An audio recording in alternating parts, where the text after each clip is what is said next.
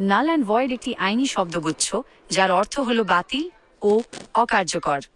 যখন কোনো দলিল বা আইনি প্রক্রিয়া শুরু থেকে কোনো ভিত্তিহীন বা ত্রুটিপূর্ণ হয়, তখন সেটিকে নাল অ্যান্ড ভয়েড বলা হয়। সহজ ভাষায় এর মূল বিষয়গুলো নিচে আলোচনা করা হলো। ১. মূল অর্থ। আইনের দৃষ্টিতে কোনো বিষয় যদি নাল অ্যান্ড ভয়েড হয়, তবে ধরে নেওয়া হয় যে ওই বিষয়টি কখনোই অস্তিত্বে ছিল না। এটি কোনো আইনি অধিকার বা বাধ্যবাধকতা তৈরি করতে পারে না। ২. কখন একটি চুক্তি নাল অ্যান্ড ভয়েড হয়? সাধারণত নিচের কারণগুলোতে কোনো চুক্তি বা দলিল বাতিল ও অকার্যকর হয়ে যায়। বেআইনি উদ্দেশ্য। যদি চুক্তির উদ্দেশ্য দেশের প্রচলিত আইনের পরিপন্থী হয়, যেমন মাদক চোরাচালানের চুক্তি। অযোগ্য পক্ষ।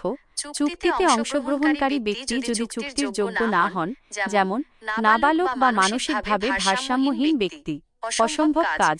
এমন কোনো কাজের চুক্তি যা বাস্তবে করা সম্ভব নয়। জোর জবরদস্তি বা প্রতারণা।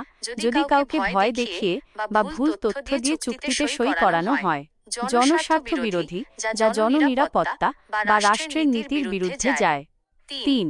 ভয়েড এবং ভয়েডেবলের মধ্যে পার্থক্য। আইনে এই দুটি শব্দের মধ্যে সূক্ষ্ম পার্থক্য আছে, যা জেনে রাখা জরুরি। বিষয়: ভয়েড, নাল অ্যান্ড ভয়েড। ভয়েডেবল প্রকৃতি।